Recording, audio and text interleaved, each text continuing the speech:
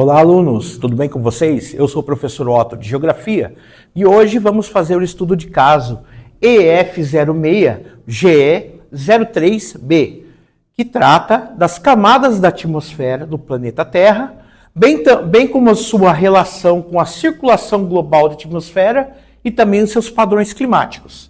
Pois bem, a atmosfera terrestre é composta por 5 camadas distintas, né? Aqui nós temos a crosta terrestre, que é a nossa superfície, e de 0 a 10 km de altitude, nós temos a primeira camada, que é a troposfera. A troposfera vai ser a camada responsável pela formação climática do nosso planeta, né? A formação do clima do nosso planeta, das formações climáticas, né? Ela possui ela pode chegar até menos 60 graus centígrados, e ela é uma camada principal, primordial para a vida na Terra, porque ela integra a biosfera. Essa biosfera faz com que tenha a vida no nosso planeta. Entre 10 e 50 km de altitude, nós temos a estratosfera, que é a camada de ozônio, que todo mundo sabe, todo mundo comenta sobre a camada de ozônio. A camada de ozônio ela inibe a radiação solar através dos raios ultravioleta, UVA e UVB. Ela é o escudo natural do nosso planeta. A partir disso, nós temos a mesosfera.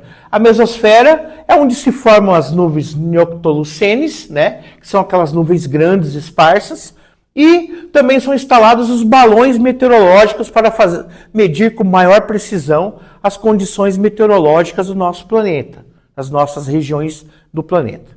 Ela pode chegar até 100 graus centígrados.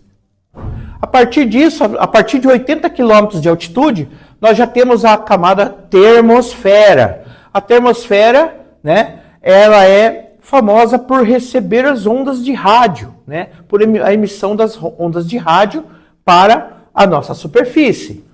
Aqui são formadas aquelas auroras boreal e astral, aquelas auroras bonitas, né, próximo aos polos, que a gente vê, né, muito bonito, um fenômeno muito bonito da natureza, certo? Terminando a termosfera, nós temos aqui a exosfera, que é a partir de mais ou menos 600 km de altitude. Nessa camada da atmosfera, nós já não possuímos mais a gravidade. Por quê? Porque não existe o oxigênio, certo? E ela pode chegar até 1000 graus centígrados de temperatura. É uma camada bem mais quente, certo? Aqui são fixados os satélites, né, para a comunicação, e também a estação espacial. Ela é rica em hidrogênio e hélio, né? Predominante são esses componentes químicos dessa camada. Feito isso, aqui nós podemos fazer um apanhado geral da nossa atmosfera. Nós possuímos 78% de nitrogênio em nossa atmosfera, 21% de oxigênio e 1% é composto de vapor d'água e outros gases, como dióxido de carbono, o metano, dióxido de nitrogênio, ozônio, clorofluorcarbono e os gases nobres, como radônio, criptônio, xenônio, etc. Certo? A atmosfera do nosso planeta tem uma relação direta com a circulação global nessa atmosfera, certo? Ela influencia todo o clima do nosso planeta. Então, ela é impulsionada pela diferença de pressão e temperatura que criam ventos e padrões climáticos globais. As massas de ar quentes e frias se movem, levando a mudanças e padrões de precipitação, como a chuva, neve, etc. Aqui nós temos o ar frio, certo? Que é mais rarefeito, mais pesado, ele desce. E o ar quente, como ele é mais leve, ele sobe.